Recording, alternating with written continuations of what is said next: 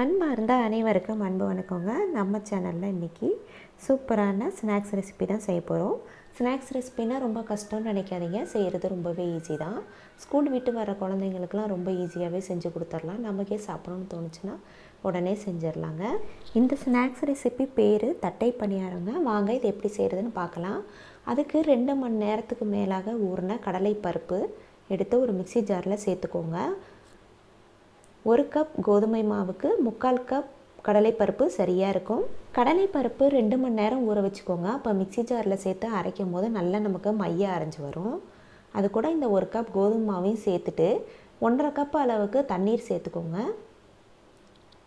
இப்போது இதை நல்லா நைஸாக அரைச்சிட்டு வந்துடணுங்க. கொஞ்சம் கொஞ்சமாக தண்ணி சேர்த்து கூட நம்ம இது போல் கெட்டியாக அரைச்சி எடுத்துக்கலாம். நல்லா இது போல் நைஸாக இருந்தால் தான் நம்ம அதை செஞ்சு சாப்பிடும் போது ருசி நல்லாயிருக்கும். அடுத்து அதை ஒரு ஓரமாக வச்சுட்டு இப்போ இதுக்கு வெள்ளை பாகு எடுத்துக்கலாம். நான் 3/4 கப் அளவுக்கு வெல்லம் எடுத்திருக்கேங்க. இந்த வெல்லம் நல்லா இனிப்பாக இருக்கிறதுனால 3/4 கப் எடுத்திருக்கேன். உங்களுக்கு இனிப்பு கூடுதலாக தேவைப்படுச்சுன்னா நீங்கள் சரி எடுத்துக்கலாம். அதாவது 1 கப் கோதுமை மாவுக்கு 1 கப் அளவுக்கு நம்ம வெல்லம் எடுத்துக்கலாம். நான் அதில் கொஞ்சமாக தண்ணி சேர்த்து இது பாகு பதம் நமக்கு தேவையில்லைங்க. அதில் தூசு மண்ணெல்லாம் இருக்கும், அதனால் அது கரைஞ்சி வந்தாலே போதும்.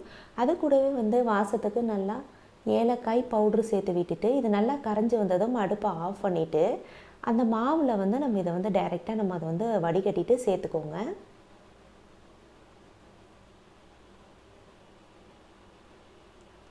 இப்போது வடிகட்டிட்டு சேர்த்தாச்சு. இப்போது லேசாக ஒரு பிஞ்ச் அளவுக்கு கொஞ்சமாக ருசிக்காக உப்பு சேர்த்துக்கலாங்க. அது கூடவே 2.5 ஸ்பூன் அளவுக்கு நான் காய்ச்சி எடுத்த நெய் சேர்த்துக்கிறேங்க. இந்த மாதிரி மாவில் சேர்க்கும் போது நமக்கு இந்த தட்டை பணியாரம் ரொம்ப ருசியாக வருங்க. அதுக்காக நான் சேர்த்துருக்கேன். உங்களுக்கு இப்போ சேர்க்க விருப்பம் இல்லைன்னா நம்ம அதுக்கப்புறம் தோசைக்கல்லில் நம்ம சுடும் போது அப்போ நீங்கள் நெய் சேர்த்துக்கலாம். இப்போவும் சேர்க்கும் போது நமக்கு அது டேஸ்ட் ரொம்ப நல்லாயிருக்கும். ட்ரை பண்ணி பாருங்கள்.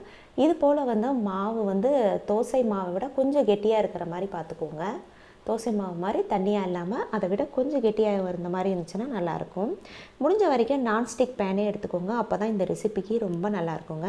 சின்ன கரண்டியாக இருக்கிறதுனால நான் 2 கரண்டி மாவை எடுத்து ஒரே இடத்துல ஊற்றி விடணுங்க. ஊற்றி விட்டுட்டு நம்ம அதை பரத்தியெல்லாம் விடக்கூடாது, அப்படியே விட்டுறணும்.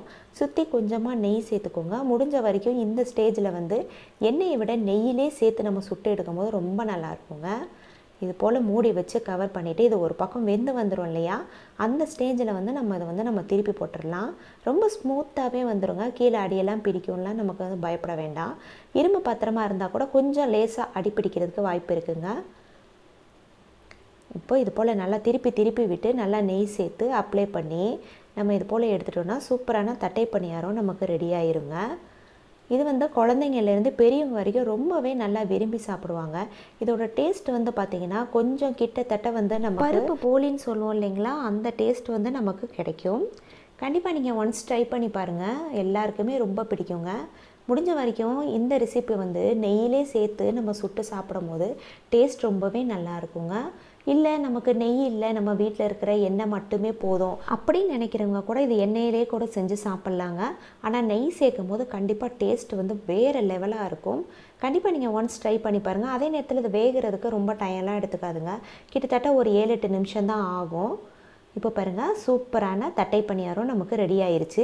பணியாரக்கல் இல்லாதவங்க இது போல் நம்ம தோசைக்கல்லில் கூட ஊற்றி சாப்பிட்லாம். கண்டிப்பாக ட்ரை பண்ணி பாருங்கள். நம்ம அடுத்த ரெசிபியோடு சந்திக்கலாம். நன்றி.